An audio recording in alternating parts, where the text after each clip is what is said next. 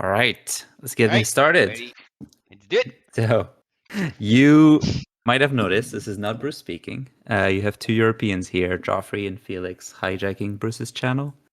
We've been talking about doing a podcast or some content creation of some sort for quite a few months with Felix. So we even found a nickname for ourselves. We're going to be the helpful Hobs. Yeah, But we never gotten around to it. So we're hijacking Bruce's channel. Thank you, Bruce, for leaving your platform open for us. What we're hoping to do today is basically give you a quick overview of what we think the current meta looks like, specifically looking ahead to the European Crossroad, which is roughly a month from now at the end of September. There's yep. been quite a few things that happen over the summer, rules changes, a couple big tournaments. We'll talk about swap being legal and available there. So really, if you followed all the big events and you're watching all the content, etc., you're probably not going to learn anything new from this video.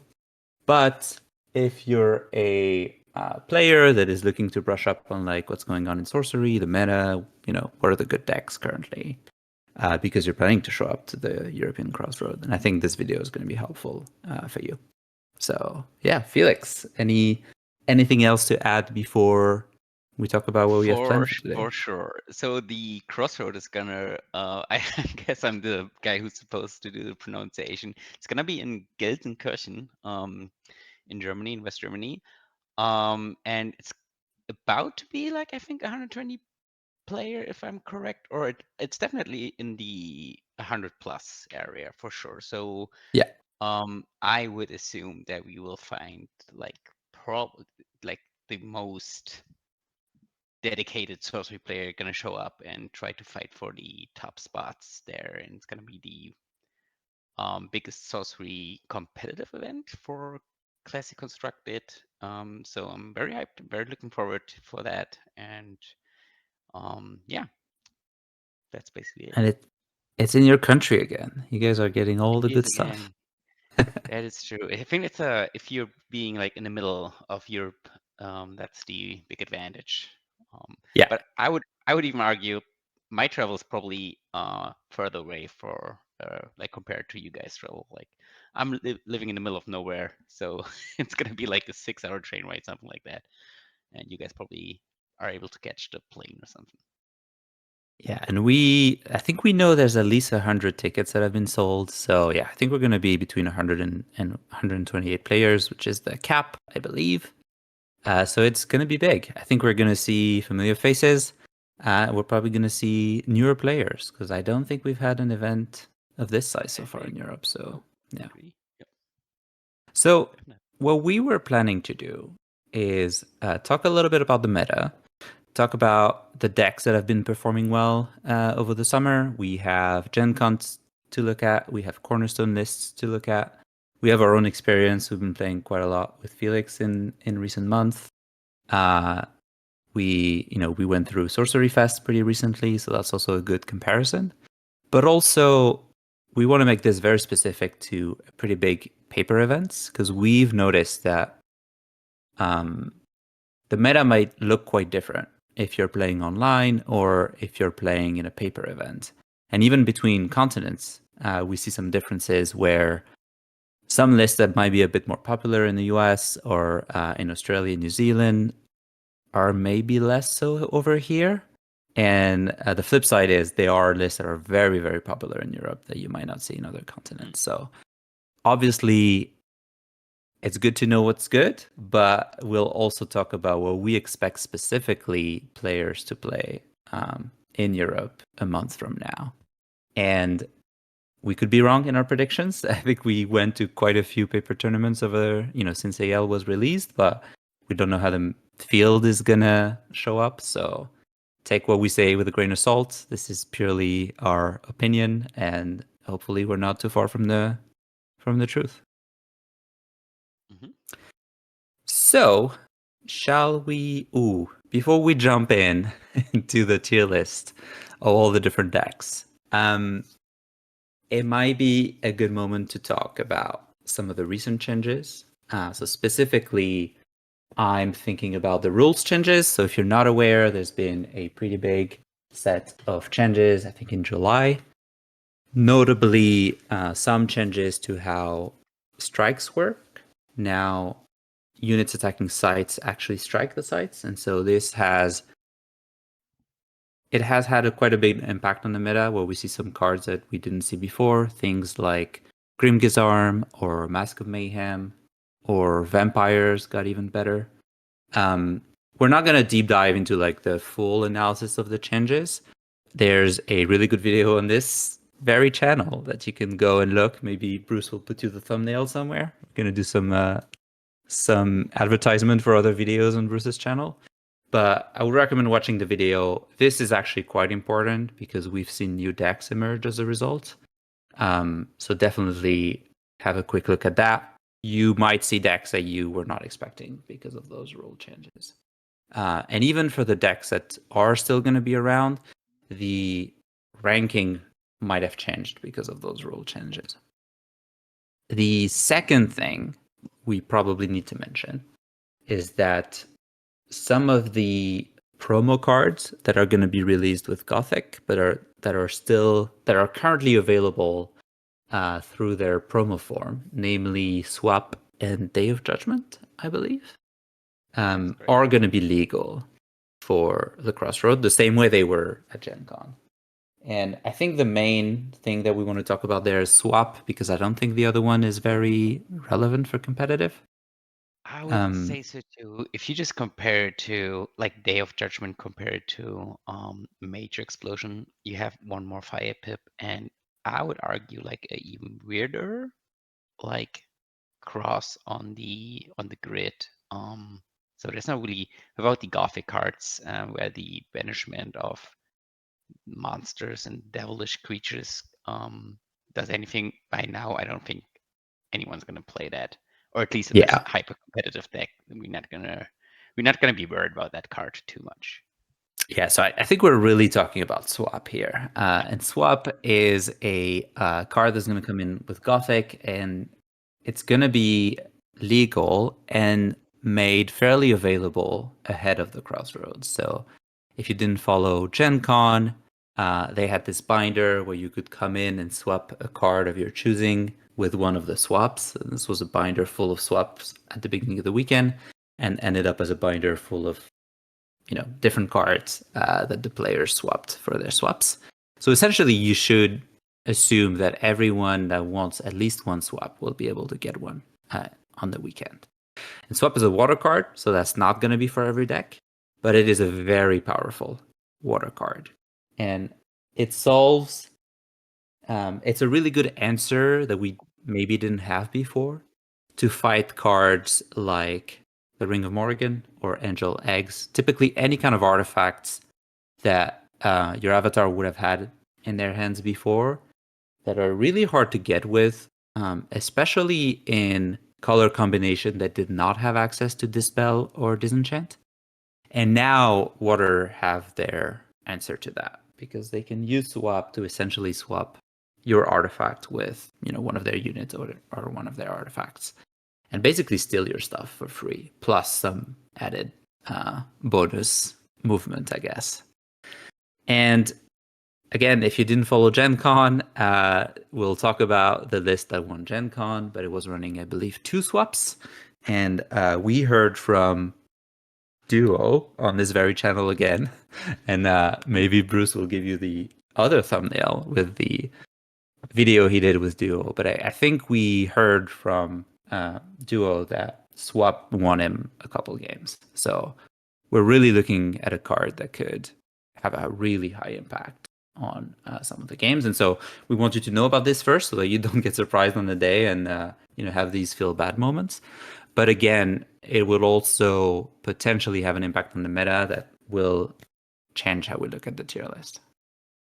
I think these are really the big changes that we wanted to mention before we dive straight in, right? Anything I forgot, Felix?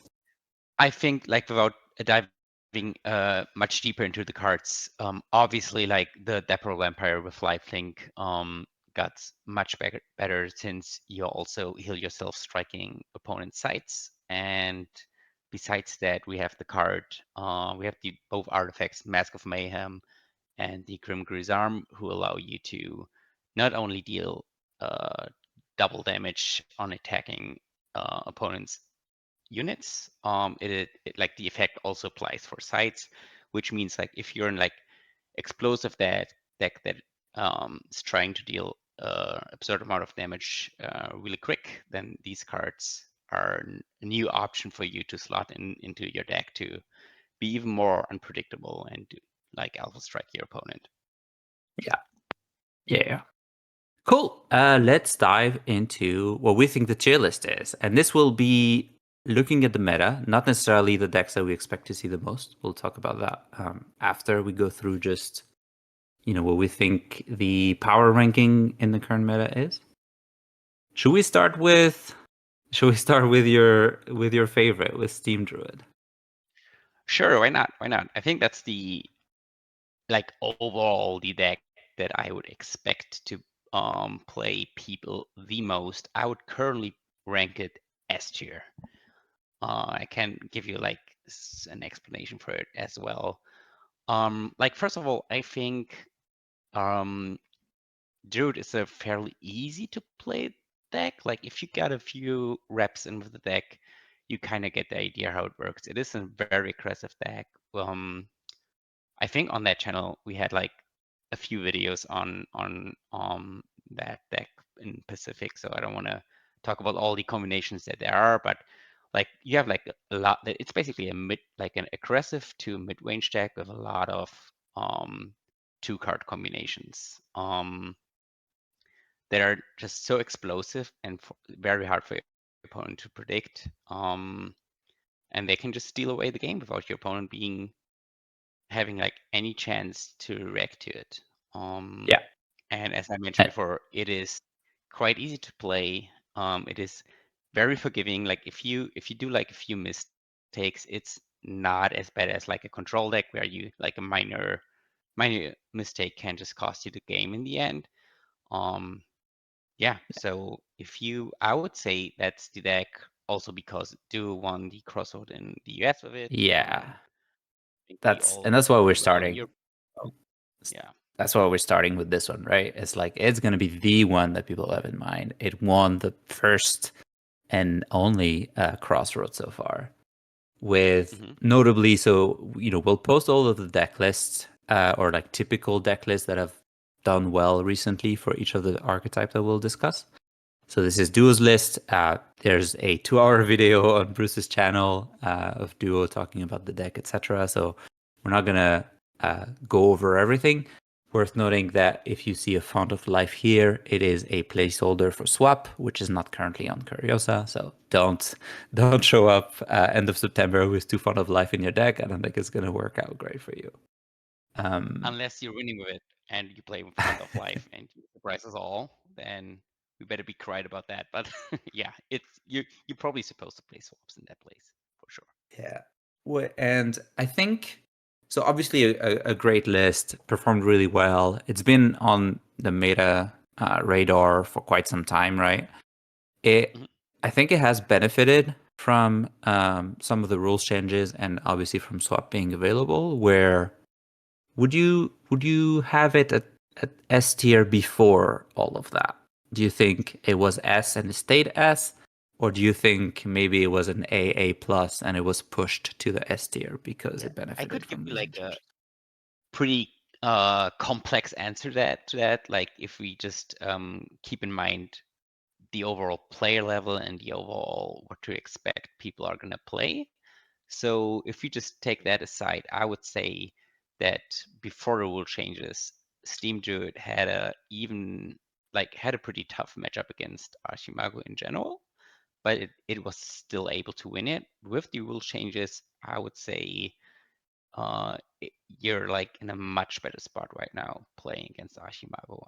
I'm not sure if you're necessarily an advantage in that matchup. You probably still are not, but I would say just because of like a few cards like Mask of Mayhem, Mm. um, you just be able to Alpha Strike Ashimago very quick, where he's just not getting the value out of his cards early enough. So I would say Yeah. like that deck definitely got pushed with the rule change as well, but it also got a big hit, and I think that's the very big one we have to talk about. Like Steam Druid has a very hard time dealing with the vampires after the rules changes. Yeah, So we'll talk about some of the lists that are running the vampires because I think they're gonna, yeah, they're gonna be so up there as well. exactly. I think you're if you like whatever your if your opponent plays an air site, you're automatically gonna be scared of a vampire because usually what the Steam Druid is trying to do is take advantage in the very first early game, first turns of the games with his tawny, with his trinkets, of all the pinging abilities, and just take over the game and steal it away. So what the vampire can is like a pretty hard counter to that, Yeah, since if your opponent plays a vampire and you don't have an immediate answer for it, and he gets to untap of it or just block your minions for free, you're losing like a huge advantage. He's able to get back the life he lost early on to you, and he's gonna steal your minions. Especially critical if you might expect him playing grapple shots or roll wines. So um, I would say just because of that fact, that vampires are like such a good counter card to your Steam Druid, I would just up the numbers of hard removal. Especially, I wasn't a big fan of polymorph before, just because of the fact it leaves your opponent with a frog token that can just block your attack. So I was like always rather have to disintegrate in. But I would say like polymorph is just necessary just for that exact case, and yeah. upping the amount of lava flow is also probably not a wrong thing to do. So yeah, I'm if you gonna. if you Mhm. No, I was gonna talk about the popularity of Steam Druid in Europe. So if you want to finish your point, go for it. Yeah. So basically, if you like end up playing an opponent where you expect him to have vampires, you really want to make sure that if he plays a vampire, you have the answer for it. So like I think that was like a true statement before, but it's even truer now. You want to really not spend your disintegrates on something like Koliki maybe, or I don't even know, like Wylam's of course as well. But you want to make sure you get the big stuff that is really threatening your gameplay, like a vampire with your removal spells. Is it fair to say that I think this is a deck that is much more popular in Europe than online? I feel like at Sorcery Fest, I played against Team Druid all day long. And sometimes it was Team Druid, sometimes it was Team Mhm. Sorcerer. But like generally, you know, we played for like 10, 11 hours, so it's a bit of a blur, but all I remember is just Team Druid all the time. Yeah, I had also like quite some mirror matches, I would say. Or is it if it's not the Druid, it is the Steam Sorcerer, but sticking to Steam Druid here, it is Yeah. definitely very, very common to find a like that deck. I would say I think it's just because of the fact that it is a pretty fun deck to play because you like the amount of Yeah. uniques in your deck is pretty high, like compared to all the other decks. You have pretty cool unique interactions. It is Yeah. easier to play than other decks. Um, and it's also, I mean, it's pretty rewarding, right? Your games don't take too long most of the time. You can just have that godly soul crushing combinations that feel Yeah. so good if you play them. And yeah, overall, it is a very, very strong deck. And for the other effects just stated, I would think that's the deck. If I'm gonna like for the crossroads, I'm very well aware that I'm most likely gonna play Steam Druid all day long before like compared to Battle Mage or like Enchantress or whatever. More likely gonna Okay, say that. so if we were to assume it remains as popular as it was a couple months ago, obviously looking to prepare for the crossroad, you might want to take a deck that does well into Steam Druid, right? I would So say so. Or if you play the Steam Druid yourself, make sure Yeah. that the cards that are very good in the mirror, you're gonna have multiple copies, or you're gonna adjust your deck a little bit to it, I would say. Like Drums of Doom, I've never been a big fan of Drums of Doom, for example, but it's needless to say it is very strong in the mirror or in general against druids. Or other cards that I didn't like before, like mentioned Polymorph. They're just getting interesting more and more. So Yeah. let's say you picked up Steam Druid, you're showing up at the crossroad. What do you not want to see your opponent play? And I guess we'll go to that deck and start slotting the other Yeah, decks I in. think the one that is a little bit under the radar is the Sorcerer in Fire and Earth. Um, There you go. that's a deck. Yeah, there we go. I would put So that one in S tier just because of the fact that it eats on the druids that are out there. And as we think that there are going to be a lot of druids, you're going to do yeah. very well with that deck. And Um, this is a combination, right? Sorcerer, Earth, Fire. mhm. This is a Yeah, combination that has existed for a long time. That was a beta yeah. classic. Um, has anything changed? Like, so I'm going to jump to a list Mhm. piloted by our very own Bruce in a cornerstone recently when I can find it. Big Fury, there it is. Yeah. Is that So, is that a very similar list than what we were seeing a year ago? Have we seen big changes? so I Why think Sorcerer Earthfire? Why now? yeah, I think the like it is a, honestly it is complete. You're kind of pivoting a lot here, I would say. So the known Furio that was created by Kyle was very popular, as you mentioned, in beta or in the beginning of Fury and Legends. I think also like Fury and Legend got a few cards for that deck as well. But what the big Fury does is you kind of swapping all the charge minions to minions that are that are just a bigger body or gives you more effect besides being aggressive. So you kind of play you're gonna play Pebble Path, and you're gonna play cards like Infernal Legion, Manticore, Courtesan Tyus. You actually have like, right, that's a. If you switch back to the list, real quick, I might have a chance to. Yeah, you're gonna play cards like Double Poison Over, so you're more or less shifting to a controlish kind of play style, Mm-hmm. compared to the Fury Road, which was a very aggressive deck. Yeah. Um, Yeah, I was playing and one-offs, that's but that's basically, it. yeah. And the reason why this deck is very scary for the Druid is basically it kind of negates the positive effect. Like the big upside for the Druid is that you have the Tawny early on, which can deal like so much damage and do so much work in your deck. And you having such a high amount of deserts in your deck that can just Yeah. kill the tonic for free. You play Pebble Pass, for example, just steal the chargeability of the druids, Yeah. and you just kind of stall the game until like turn 5, 6, 7, who knows, until you are able to tap your sorcerer, draw an additional card that turn, while the druid is Yeah. stuck on drawing a single card per turn, and then you just kind of automatically win just by the pure amount of cards that you draw. And Yeah. And, and yeah, this is one where this has always been in the meta, especially in paper events. Because literally you might have seen me do this, right? But if you go deck on Curiosa and you go to all time, the first deck you're gonna see is the previous iteration of this, Fury Road, yeah, right? yeah, Built by Pebble. Kyle.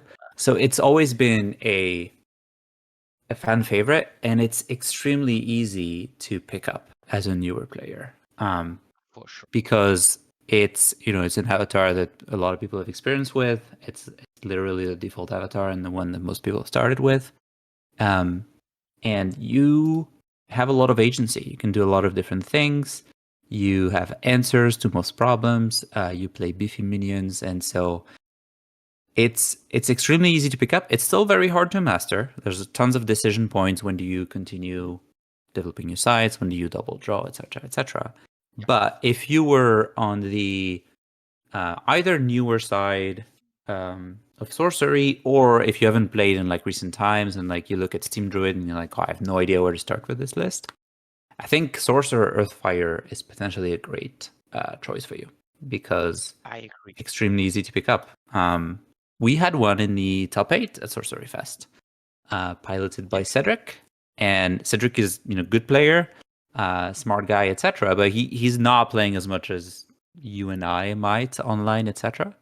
And we had a quick chat together before Sorcery Fest, and I told him like, hey, I think Earthfire is a great shot for you because it's fairly easy to play. Obviously, there's still tons of like ceiling and your skill shows when you pilot the deck, but if you were a bit out of the loop, this is a deck I would recommend. And he got top 8 with that. So yeah, And there's also one thing to mention. Maybe we're gonna play at least you're gonna play 7 rounds of Swiss. So you're gonna play 7 rounds of sorcery within a day, which is a lot for sure. And a big one is always like how consistent can you draw yeah, basically the core strategy of your deck.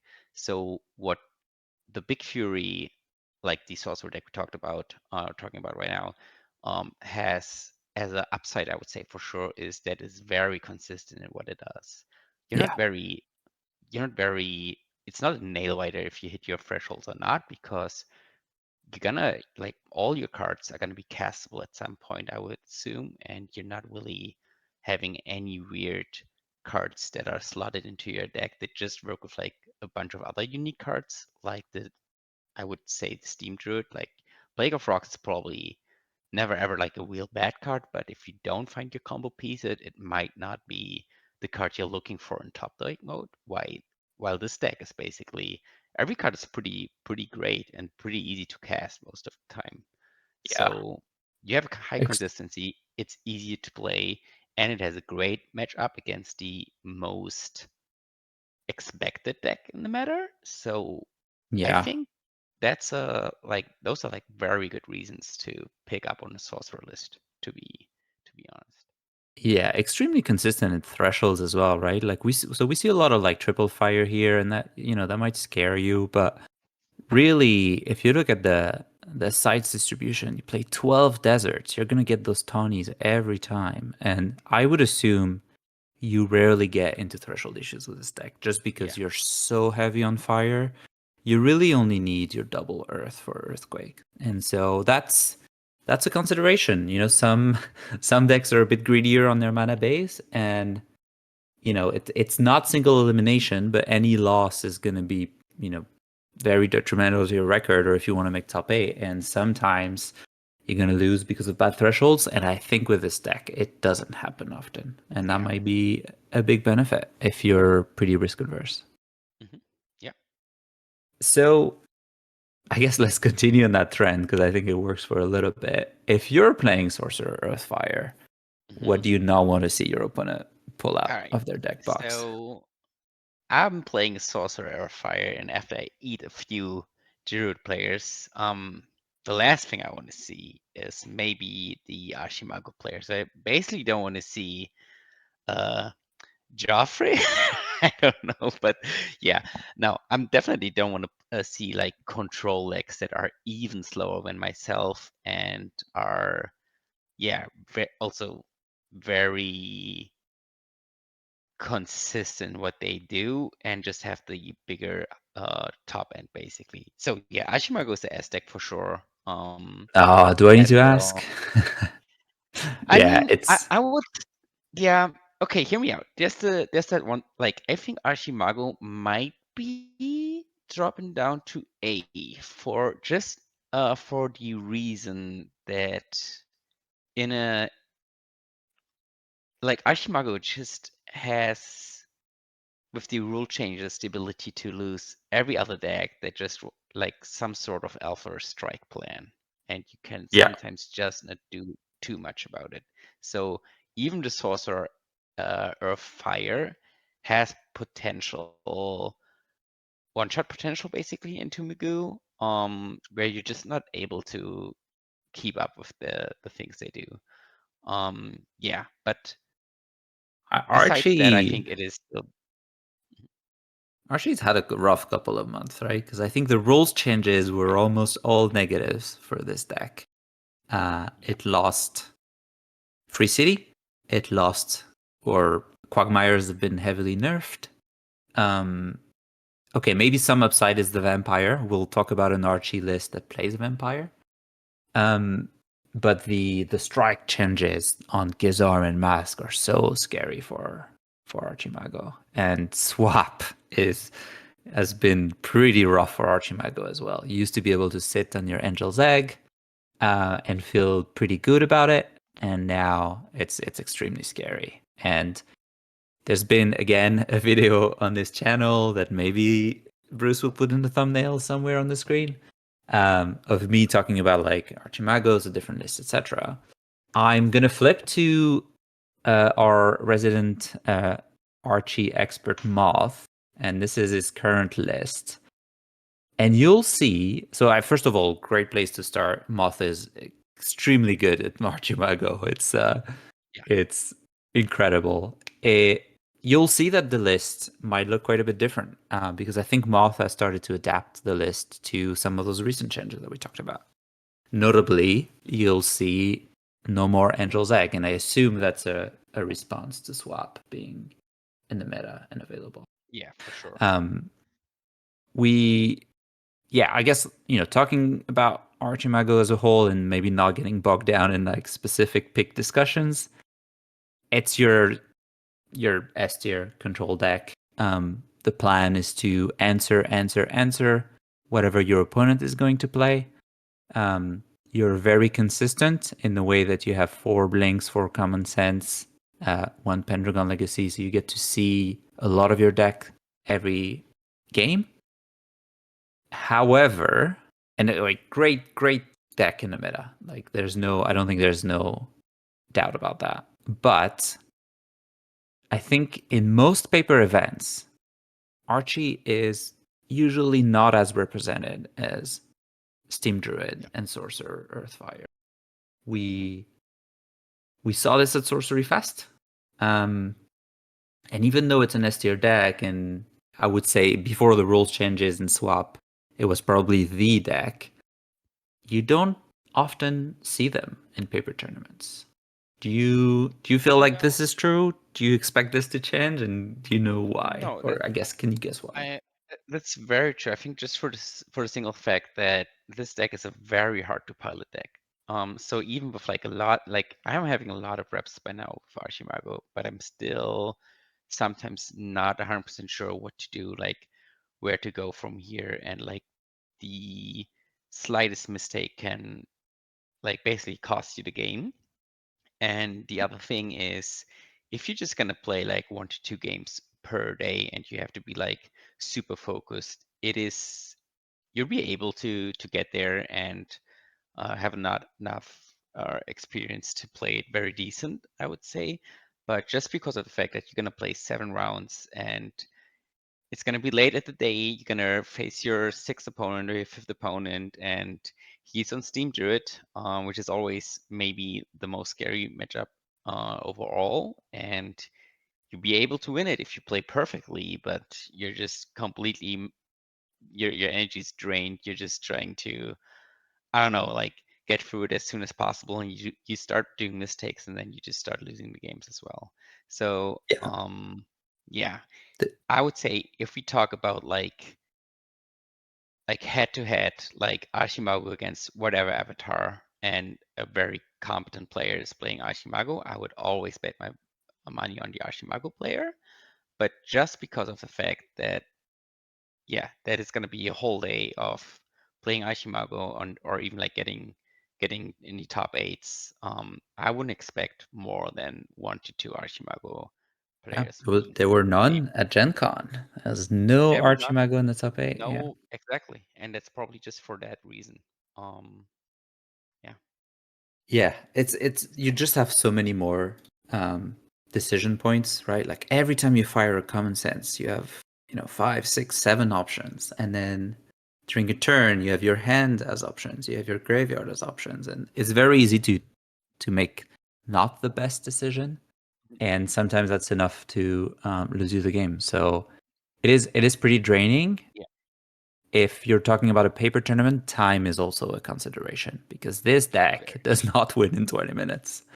Um, it's you can do your best and try to play at a reasonable pace, but even then, it's a very controlled deck. It wants to be a bit more aggressive only when it feels like it has everything under control and things are stable. And nowadays, being stable is a really hard bar. You cannot leave a big minion alive and untap for a turn in a meta where we are seeing things like the Grimgiz's Arm, right? That doubles the damage. So imagine you leave a 5 power minion untapped, you're on 20, and you're like, oh, I'm on 20. I can let him hit a couple times. I have some healing in my hand. I'll be fine. If they can go Grimgiz's Arm, that 5 damage is now Mhm. 20. And this is Or extremely Grimgizarm plus scary. Grapple Chart. Like the infinite Yeah. combos with like you getting Alpha Strike are insane at that point. And it doesn't require your opponent to have too much luck, to be honest. Mostly what he needs is like around 6 mana and maybe 1 air threshold, or not even that if he just plays the artifacts. And out of nowhere, you're like comfortable at 20, as you said, and out of nowhere, you getting hit for 20, and then it's basically over most of the time. Yeah. Um, So, maybe just um, notice well with quick. If you play Magoo, you're gonna be like very aware about your matchup spreadsheet. Like yeah. it is not likely that you're gonna see a lot of Enchantress players, for example, but Enchantress is one of the matchups where you need like a very specific play style to be able to be that avatar, I would say. Or like Battle Mage. You looking Yeah. for like certain sites that are very crucial for you to hit to win that matchup. And I While think that's you don't also have really, why I think that's also why it is hard to pilot and not a deck we would recommend picking up if you haven't been playing a fair amount in the last couple of months. I mean, generally as a control player, you need to know what you will need to answer, right? And so just by seeing your opponent's avatar and the first couple of sites that they play, you ideally want to have a good idea of what their deck looks like so that you know, oh, I need to save this removal for this thing that they might have in their deck. And hopefully this video will help build this like meta image in your mind of like what you could expect just by looking at your opponent's avatar and first couple sites. But for Archimago, it is crucial because as a control player, you need to know what you need to answer and when, and knowing those like key turns, key break points in your opponent's deck is part of what makes Archimago so successful. So we're not trying to do like anti-Imago propaganda here, but if you haven't been playing Archimago in the last 2 to 3 months, um, or if you haven't been able to practice a lot with it, it wouldn't be my first choice yeah. for a deck to bring So to the just event. just be like if you for example just look at the last leaks on the IRL leaks and you're gonna see, oh, Ashimago uh did very well in those leaks. That's due to the fact that these guys who played the avatar did a lot of work, they did a lot of reps, and they had the advantage of maybe having like 1 game per week to get there, and they didn't have to like perform super focused like all day long, 7 games in a row to get there, which is a huge advantage for sure. So if you like, as Geoffrey said, if you're kind of newish or not super experienced with like competitive sorcery, don't get fooled by just the amount of wins Ashimago did. Yeah. And I'll use this moment to make my and anti-draw propaganda. So we mentioned that time may be an issue for Archimago, right? Because it takes a long time to close the game. It needs Yep. very specific cards, etc. The rounds are going to be timed, and I don't know exactly the specifics on like how many rounds you have after time is over, etc. But I assume there will be some kind of rules that lead to a draw if the situation is you know what the rules describe.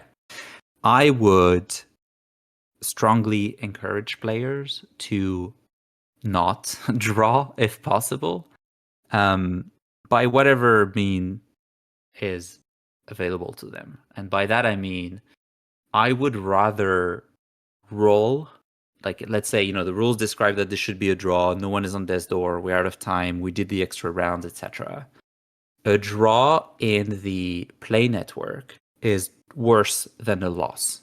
And I know it sounds counterintuitive, but it is what happens score wise, because a draw does not give you any point. So on that regard, it's the same as a loss. But on top of that, it will not give your opponent a win either. And your opponent's win rate is actually important for you, because that's part of how some of the tiebreakers are determined. So, like, let's say you're on 6-1, someone else is on 6-1. To be able to say, okay, who's the best 6-1, they'll look at your opponent's win percentage. And so if you have a draw, you don't have the win, so you have 0 points. But on top of that, your opponent also didn't get the win, so your tiebreakers are worse. Not everyone knows that, and that's fine. And I'm trying to generally encourage people to play at a reasonable pace. But if you have to go to a draw, it's worth talking about it with your opponent, because literally you would both be better off by determining a winner. And however you want to do that is up to you. It could be assessing the game state. If you have 0 card in hand, you're on 2 life. Your opponent has 10 cards in hand on 20, maybe be realistic.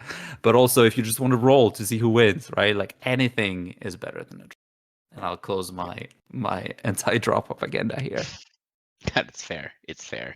I would like, if you didn't beat Magoo within 50 minutes, it's unlikely you're gonna do it with 55. It's more likely that the control leg, or like, could be also Seer or any other Yeah. avatar that is more I'm controlish, I'm is gonna talking about take it the now, win. but that's applicable for every matchup, right? Like, if you're in a sorcerer Yeah, match, like, try not to draw. It's better for both of you. Trust me. yeah, for sure. Yeah. All Cool. right, we Is may there wanna jump over. Yeah. Yeah, is there To anything else at S tier? Do we close that chapter? Do we move down to A, the I think that runner-ups? should be, yeah, for sure. Um, Okay, so we talked about the 3 S tier decks that we expect. It's probably time to move to the runner-ups. Are there any that you're particularly excited about, Felix? I am actually a little bit excited about the not Dragonlord, about the Pathfinder. Um, just because of the fact, I think Pathfinder is a deck that you should never underestimate, and it can steal away um games from against like basically every opponent. Like, the huge advantage of playing Pathfinder is you never really have to spend your draw steps to get a site, since your avatar ability basically gives you sites for free, and that means you can ramp for free, and all you do is like usually spend your draw steps getting spells, which leaves you with like a huge card advantage, um, while you also ramp up your mana basically. So you're not you're like having the best of both worlds. What you do lose is a little bit agency and control of what kind of thresholds you're gonna hit, and also anything that is based on like positional removal of things that require you to be at a certain certain place at the grid. It gets a little weird with Pathfinder for sure. Is Um, there but is there a besides that, specific version of Pathfinder that you enjoy more? So I actually I didn't put any of the elements on the icon, because I could see Pathfinder going like multiple different ways, right? true. The one that I liked is the list. The I think he's from Australia. Henchman played in a few seasons. The one where he's very heavy into fire with a slight splash of earth, which is mainly for the common sense ability, like playing common sense and fetch whatever ordinary you want to have. Um, if you don't find I have a similar deck that we can show, maybe. I'll find it Um, eventually. I think this is yeah, pretty close, if I recall. yeah, that is pretty close. Yeah, if you just take that list, that's gonna have all the key cards in it for sure. So what you're gonna play is like Hamlet's a place, or maybe even Castle's a place. I think that's yeah, we can argue a bit about that, but you're definitely gonna have the Hamlet's a place. You're gonna have um the Wayfarer Pilgrim, and you have the Globe, which are, I would say, the key cards in that deck. Um, the Globe allows you to connect the edges of the realm, which is really good with your Pathfinder ability and with playing the Pilgrims, and you kind of like get even more card advantage out of this Yeah. combination. And yeah, so what you And do we is usually stay alive for as long as you can, which is not that hard because you can avoid a little bit of damage by just cruising around the realm and not giving too many yeah, sites for your opponent to attack, and then just basically use your card advantage and your mana advantage to win over the game. yeah, we And that works see surprisingly well. we see a similar shell as the Sorcerer Earthfire list, right? We see the Root Mhm. Spider, we see the Siege Yeah, Giant, the Infernal Legion, some control spell.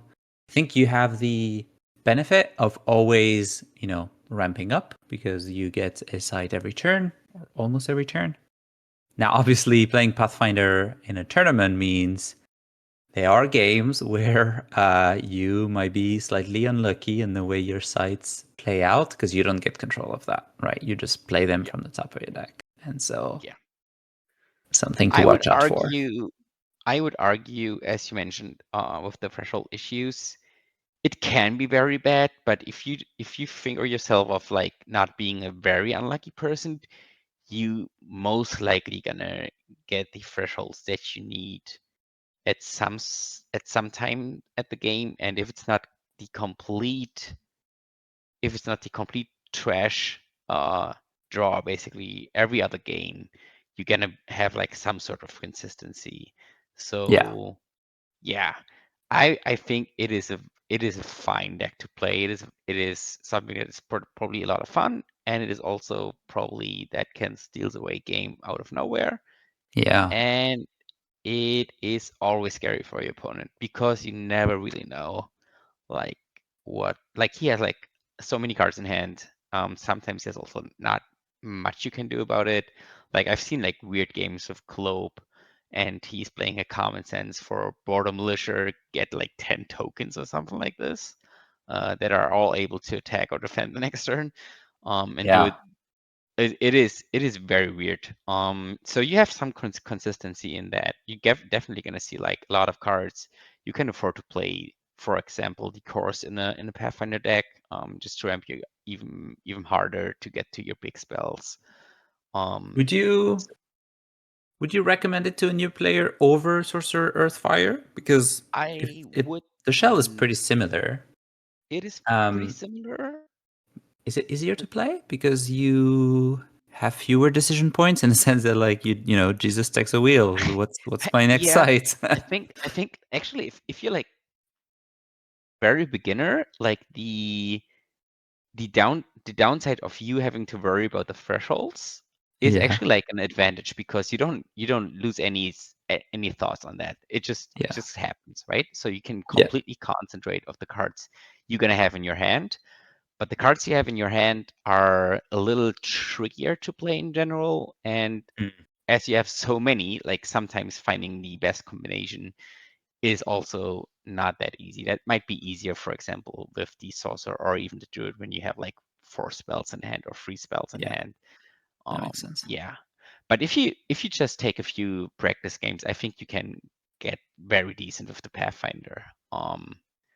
Yeah, definitely. I wouldn't be I wouldn't be surprised seeing a Pathfinder top 8. Yeah. I mean, there was one at Gen Con, right? What's there?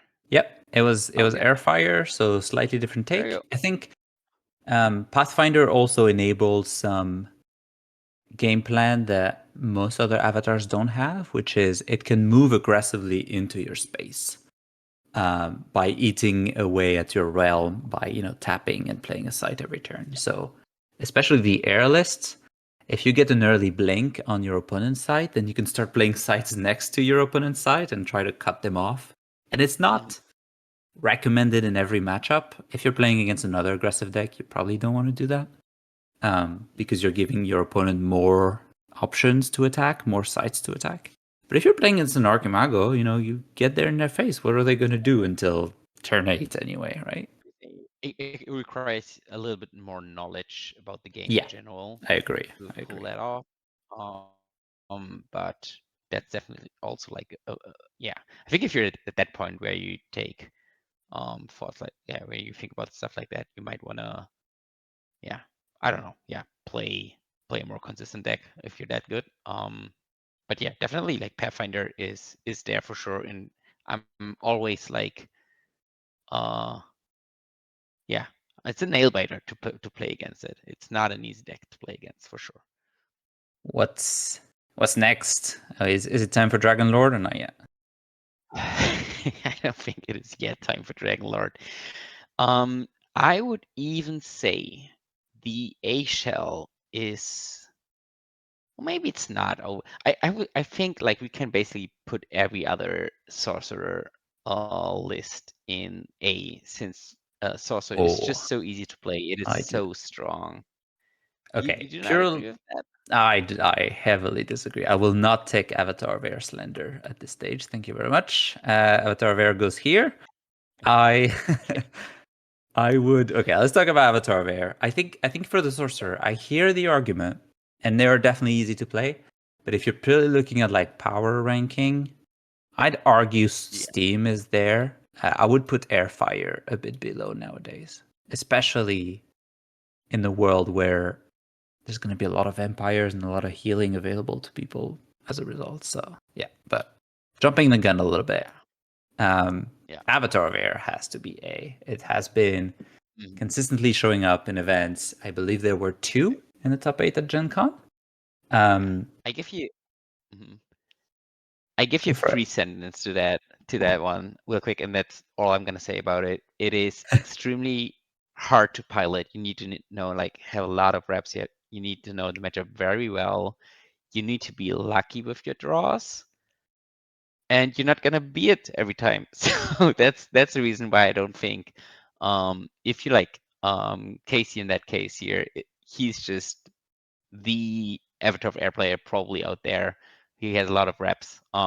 He knows what to do, and maybe the crossovers in the US are a little, yeah, more forgiving than the one in the Europe. Wow. I don't know, but Wow.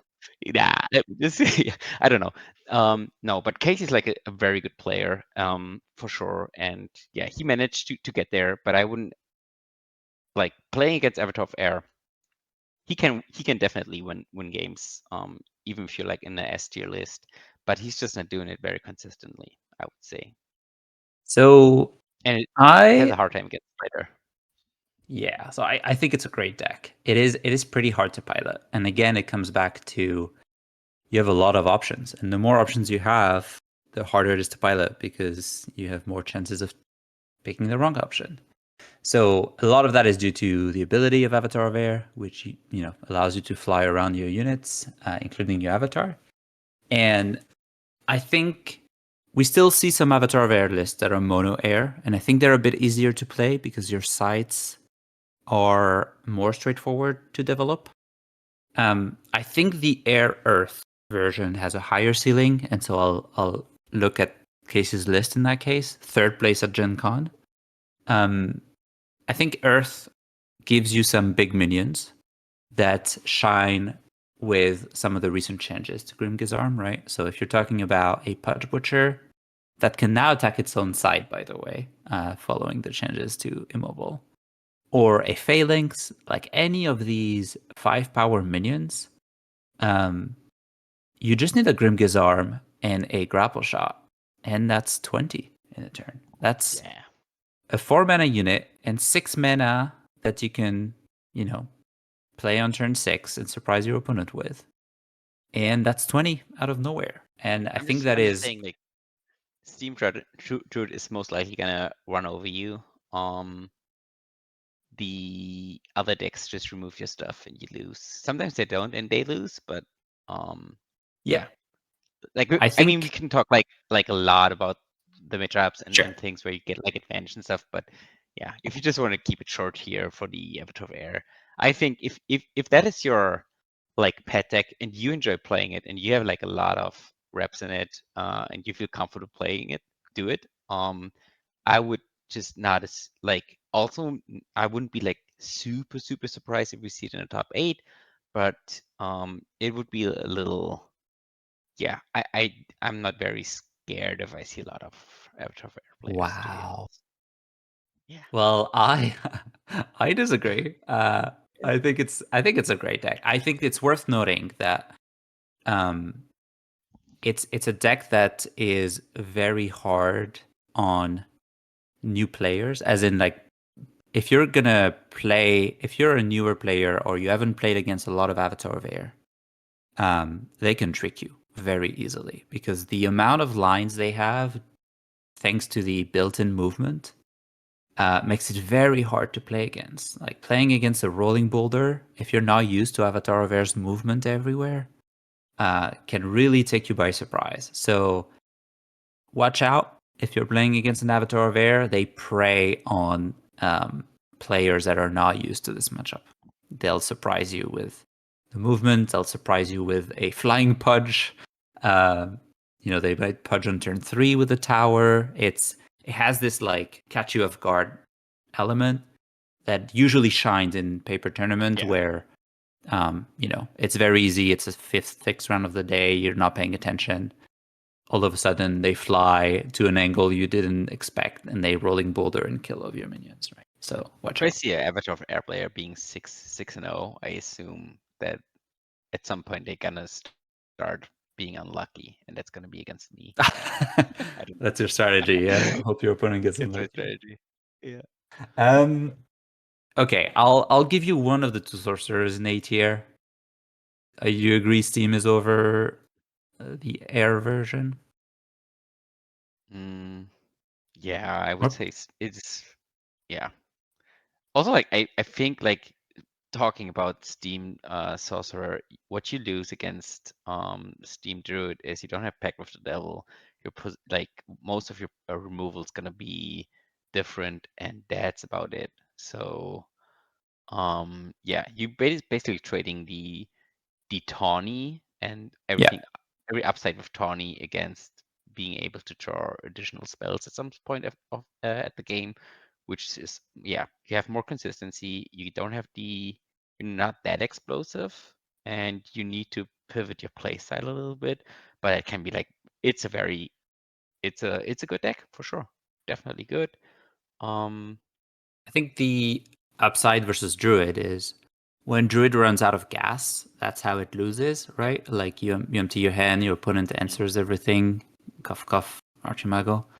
Um, Sorcerer doesn't really have that problem in the sense that, if they answer everything, then you start double drawing every turn and then you can quickly rebuild some pressure. But you are losing some of those like unfair cards that Steam Druid has access to, like the yeah, Pact with the Devil, the here you're gonna be a bit more pressured on your thresholds because you yeah, don't want to go to 7, 8 mana like Steam Druid for can. sure. So you can't really afford a Plague of Frog, which combines really well with Boudica and Druid. You can't. I mean, this list was pre-swap. I assume maybe swap would make it in. Yeah. But you're also losing all of the busted removal spells that Tawny utilizes really well, like Disintegrate, Polymorph, Lava I'm Flow, gonna be etc. real honest. I don't see a reason to play this deck over the Druid just because of the fact like all the good cards just are slightly worse, or you don't play very good cards. Like Trinket is much better if you have access to Tawny. Mm. Boudica gets better with Tawny. As you said, Hmm. Plague is not like um the Disintegrates that are very good into like some of the matchups are necessary. You can't play any of these. Sure, if you're gonna survive and you're gonna stall the game against the Druid and you go like head toe for toe and you're able to draw two sides, then you're probably gonna win. But that means you have to get there most of the time. Yeah, Um, that's fair. yeah. So maybe Okay. maybe go 12 deserts and try it. That's all I can say. B tier then? Yep. What's B tier? Do we need to finish the Sorcerer Trinity? Yeah, yeah. I think we can like give like a few words to like the rest of Yeah. the decks without going too much into detail here, since a lot of them are like, for example, maybe we go straight to the Dragon Lord and just I haven't played a single game with Dragon Lord yet. Okay.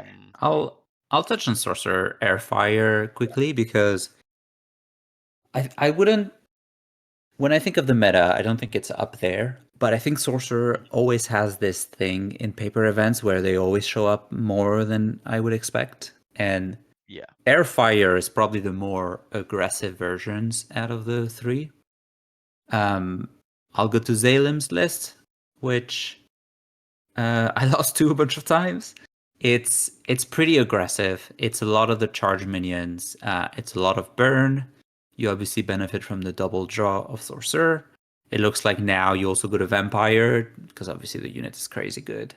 But generally, it is going to be one of the more aggressive version of yeah, Sorcerer. It's more linear to me in the sense that if you didn't win the game by turn 7 or 8, you might be in trouble. At some point, drawing a bat on turn 7 doesn't feel great. You're like, okay, what do I do with this? But you have the acceleration of air. You play 2 towers, I would assume, in most of these types of decks. Mask shines, where you usually flood the board with a lot of small units. And honestly, like if you're gonna play 7 rounds of sorcery, that if you know whether you're winning or losing the game in 25 minutes, that has some benefits.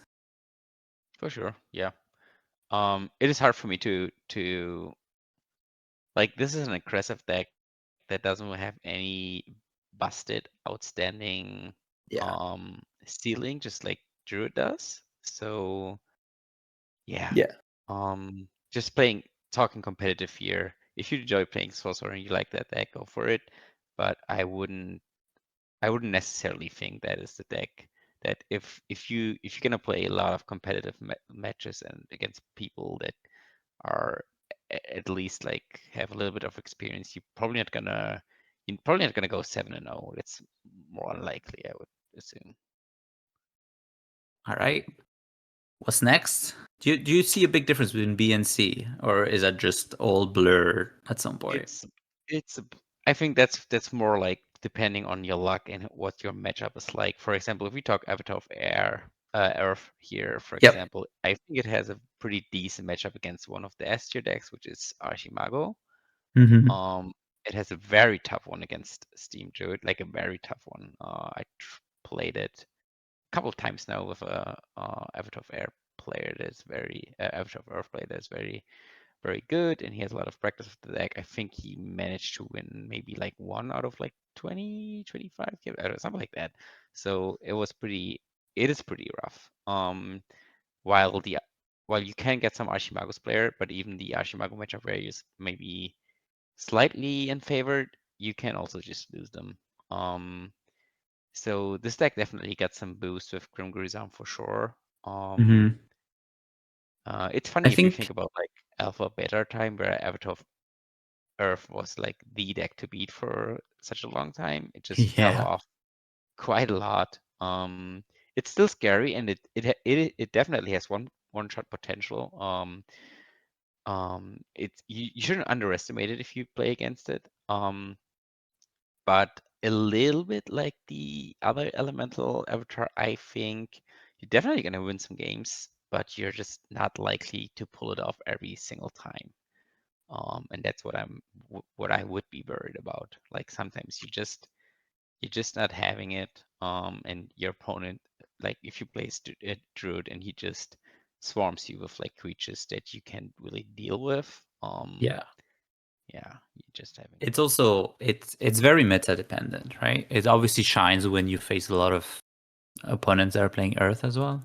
yeah, It is pretty good into Archimago because having damage just built in your avatar, being able to swing with your face, is always interesting against a deck that is trying to remove all of your creatures.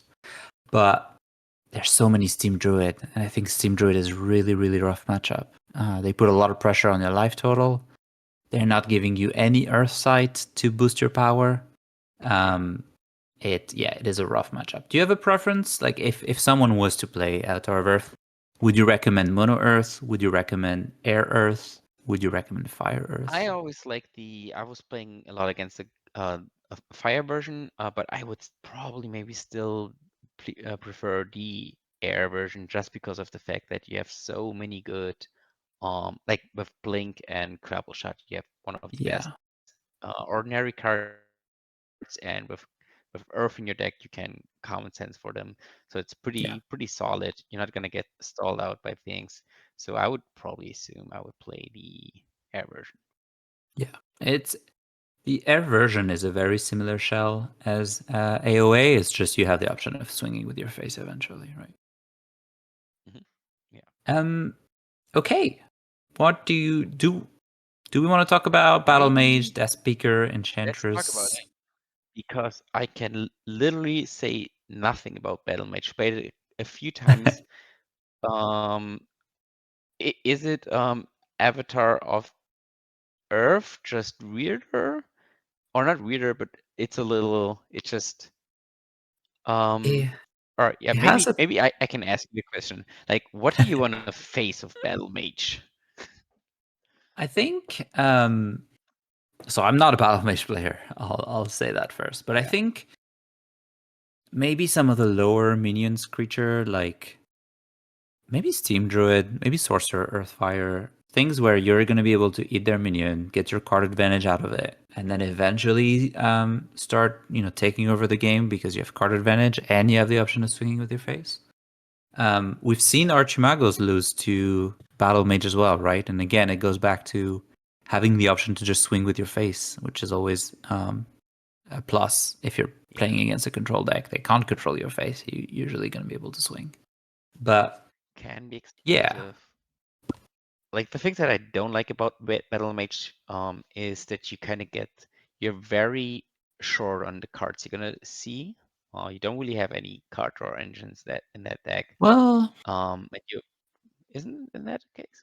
I well, thought if that you manage to eat your opponent's minion, then you get to draw, right? yeah, So but I mean yeah, but that doesn't really give you like an inherent game plan for your deck, preying on your opponent, giving you the option to do that. And often, if I'm honest, like there are like games where the battle mage cannot really afford to damage in, draw a card, yeah, do nothing. Like, yeah, you're not gonna see a lot of cards here. Like if you like your thresholds can be a little bit weird. I know just shrink the frog list. yeah. Uh, and Count Tolstoy's doing well with it. It's not really my deck. Not gonna say that I'm crushing battle mages all the time. Just not playing them too often, and usually um they can feel unfair if they have it. Um, but like weird cards like Screaming Skull, for example, that's a card that can be complete bonkers or it can be complete dead. Yeah. Um, yeah, the I would cores they say, can be nice. They can most often just do nothing. And that's true for like a lot of those. Like y- if you face a Archimago, for example, you draw like a Screaming Skull and shrink out of your 5 cards, and the next one's gonna and be Polymorph, and you're almost not gonna be able to win that game. and then they play guards, and you just feed on all the tokens and draw a Brazilian card. I would say it's probably a deck that requires a lot of experience, and there are prolific players with that avatar. So obviously it can do well, but if it's not your pet deck already, a month Yeah, away from the event, I would say probably stay away from it. But it can be really fun. There are yeah, some builds like for sure. And you you can know surprise people with it for sure. Yeah, like yeah, definitely. If you gonna definitely get your wins with Battle Mage. I'm pretty sure. yeah, It's just not the deck that is the most like once again talking about consistencies always like the key for me the key argument if a deck is like A or tier yeah. and Battle Mage is just not consistent enough to get there, I would say. So we have the two, we used to be the two control decks, right? Before True. Yeah. Archimago took over Death Speaker and Enchantress. What happened to Death How do you Speaker? how do you feel about this speaker nowadays? Used to be a fan Used favorite. to be my favorite deck. Haven't played in a long time. It is surprisingly okay. I think you can play it. It's just it is a little weird because you don't really have a great matchups with Death Speaker, I would assume. Like they're like I've even seen like Steam Death Speakers are like Hmm. some of the Belgian guys playing them. They're pretty good with it, I would say. But yeah, it's also like a deck there. I'm not very too much in the loop at the moment what like like the most competent Death Speaker decks look like. Um, but just overall, if we just talk about like the power abilities of the avatars, the Death Speaker is just currently not up there. Just because of the fact that it's having a rough time against aggressive deck most of the time, and your control angle is just not as good as the one from Archimago. So you're trading the good Archimago control game for basically being even maybe slightly worse into aggressive decks. Yeah, Yeah, you it's have. it's also easy to counter if you like on a list like that the gym combo. I like to play it a lot. But yeah, it is. Yeah, it's just a state of the art, I would say. It also a lot of lists will play Funeral Pyre, right? Because of Archimago. Yeah, A great way to counter it. If I go to, well, not maybe not the list where Archimago was banned, but for example, I go to Gen Con, right? mhm, First list, 3 Funeral Pyre. And they're mostly meant for Archimago, but they hurt Death yeah, Speaker equally, maybe even yeah, worse. And it's really an uphill battle when everyone is ready to counter your graveyard strategy. Um, yeah, the way Death Speaker wants to control or at least not lose too much life in the early game is being able to. What was the list I found? Being able to chump block. So, use your Lens Surveyor that did their thing yeah, or the Apprentice Wizard to block an attack. But with Tawny and Druid being so played, Tawny can just clear up the chump blockers first and then let their yeah. bigger units attack. So Yeah, it's been having like rough such a for hard. Death Speaker. What about Enchantress? Enchantress. I would even pick her above. Like she's a B tier for me. Okay. Enchantress can And the just Speaker C? you're yeah, I would say so.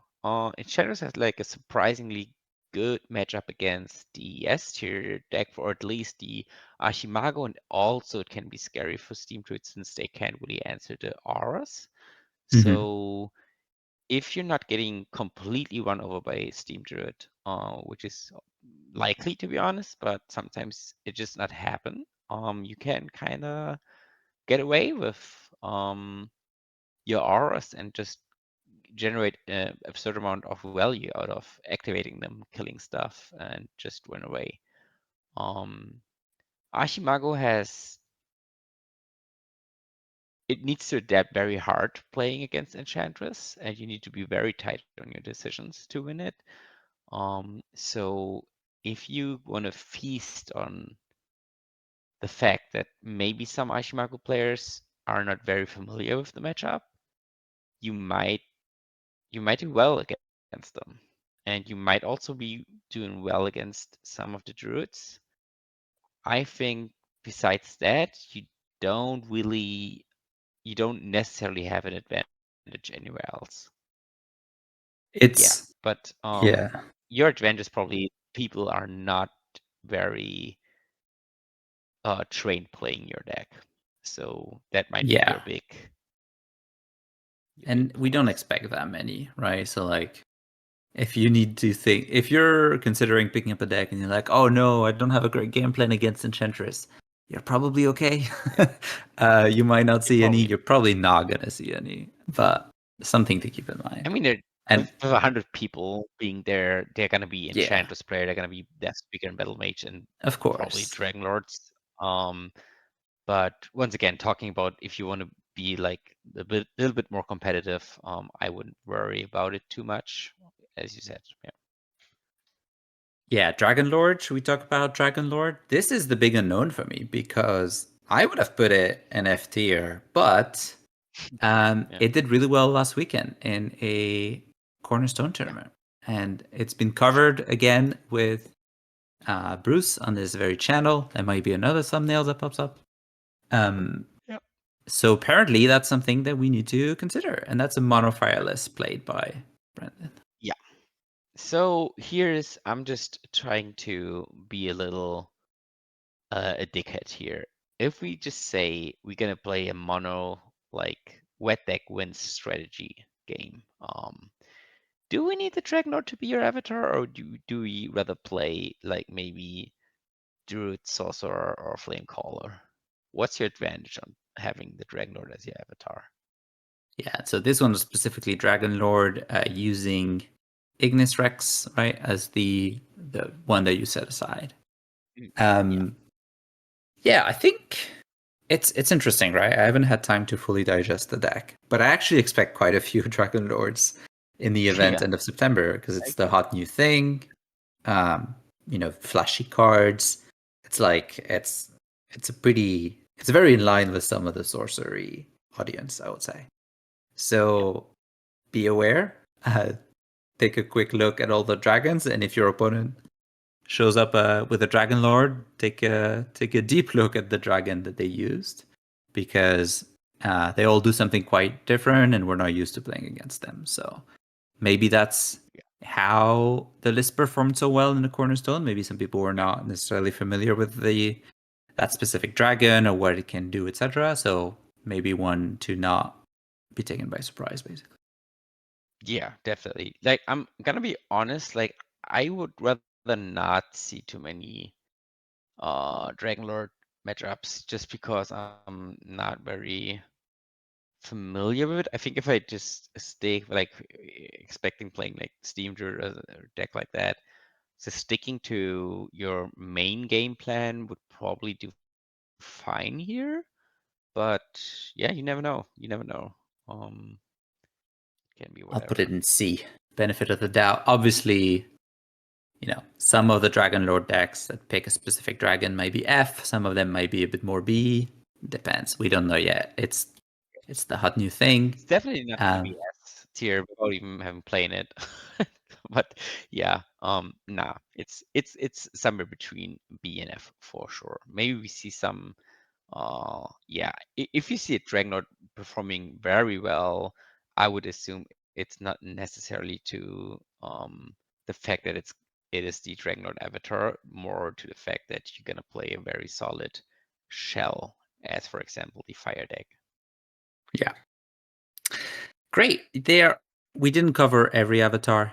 Um, I think obviously there will be, spark mages and flame callers and geomancer, and some of them might even be Cs, right? Um, Yeah, sure. but I think generally we would see the rest of the avatars that we didn't cover after C, right? Um, Yeah, we talked about just Death Speaker, Battle Mage, because they tend to show up in big events more than like a Spark Mage would. But that doesn't mean that they're like way above a Spark Mage or a Geomancer. It's just what we would want you to know about most. Generally, I would say the other avatar are like C onwards.